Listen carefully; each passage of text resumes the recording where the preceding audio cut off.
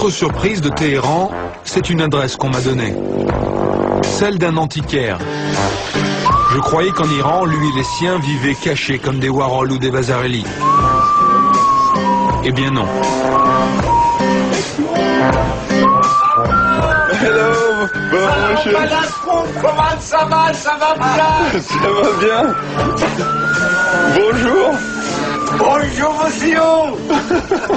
Vive la France! Vive la France. Voilà, on est ici chez Baba Moshe, Baba Moïse, qui est l'un des juifs de Téhéran les plus connus ou reconnus.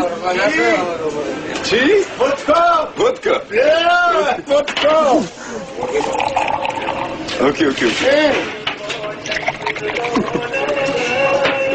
Pour les juifs, oui, mais pour les musulmans, non.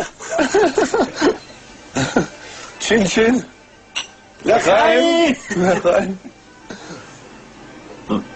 So you make it? Mais ça, c'est vous qui le faites?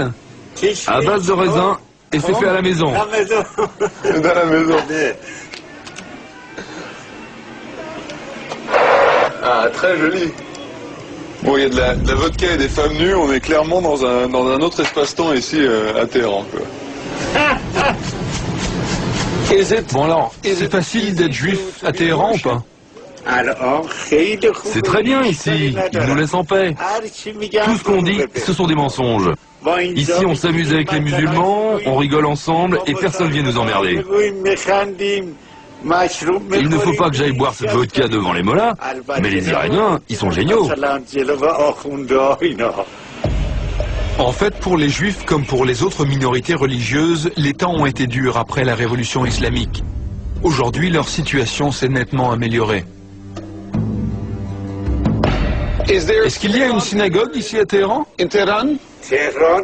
Il y a 25 synagogues juives. 25? Jewish in here? Can I go to a... Je peux y aller moi ou pas? Picture? Maintenant je peux y aller. J'ai ma kippa.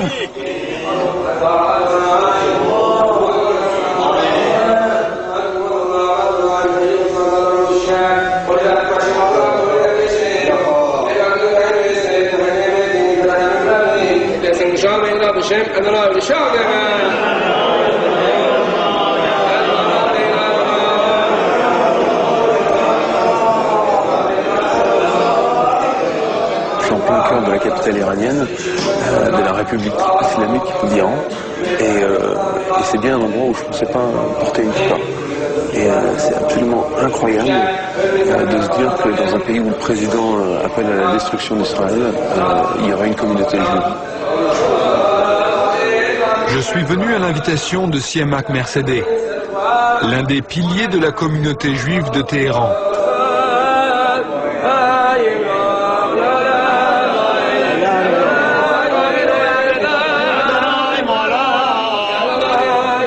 C'est incroyable, ils ont sorti la Torah et ils sont en train de prier avec. C'est vraiment des images que j'imaginais pas voir en Iran, quoi.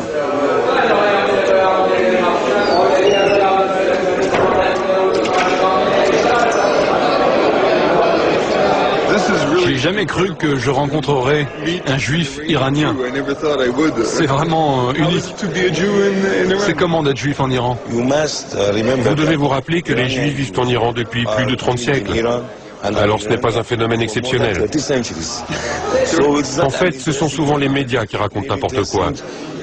Nous sommes la plus grande communauté juive du Moyen-Orient après Israël, et c'est vrai qu'être une minorité religieuse dans un pays religieux, ça peut poser des problèmes. Mais ce ne sont pas des problèmes majeurs. Il y a des gens qui comparent les conditions des juifs ici à ceux des juifs en Allemagne avant la guerre. On ne peut pas les comparer. Parce qu'en Allemagne, ils devaient faire face à un régime fasciste et raciste. Le système iranien n'est pas un système fasciste. Il y a des conflits entre le gouvernement iranien et Israël, mais cela n'affecte pas la vie des juifs iraniens. Le gouvernement iranien, comme la population du pays, font une distinction claire entre sionisme et judaïsme. Donc les conflits politiques entre le gouvernement iranien et le sionisme n'affectent pas la vie quotidienne des juifs iraniens.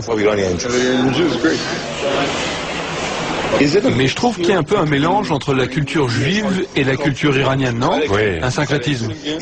Tout à fait. C'est une combinaison entre nos deux cultures. C'est ce qu'on peut voir dans de nombreuses synagogues en Iran. Mercedes veut me montrer un autre temple de Téhéran. Le temple de la politique. Bienvenue au Parlement iranien. Ici, la Constitution garantit aux minorités ethniques et religieuses une représentation parlementaire. Et Mercedes est le député des 25 000 juifs d'Iran.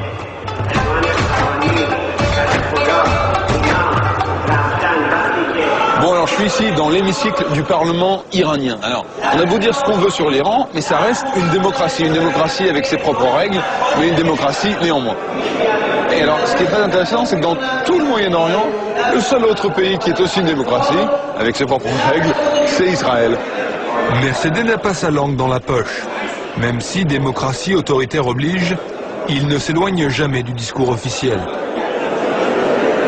Mais alors, est-ce que l'Iran veut devenir une vraie puissance mondiale? Bon, l'Iran, c'est déjà une grande puissance dans la région. Personne ne peut faire quelque chose dans tout le Moyen-Orient sans tenir compte des intérêts du peuple et de la nation iranienne, c'est évident. L'Iran est une démocratie. Oui. Israël est une démocratie. Oui. Mais pourquoi ces deux démocraties ne peuvent pas s'entendre? Israël est un pays jeune qui a été créé sous l'influence de forces extérieures à la région.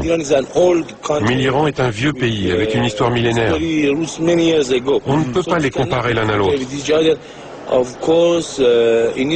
Bien sûr qu'il y a des différences. En Israël, une partie de la population est victime d'homicides et d'intolérance. Vous parlez des Palestiniens? Oui. Je crois que c'est la première fois de ma vie que j'entends un juif critiquer Israël.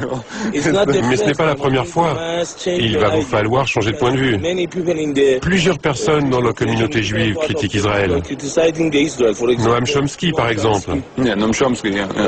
Et d'autres, comme l'association progressiste des Juifs d'Europe, qui au départ a d'ailleurs été créée pour lutter contre le fascisme.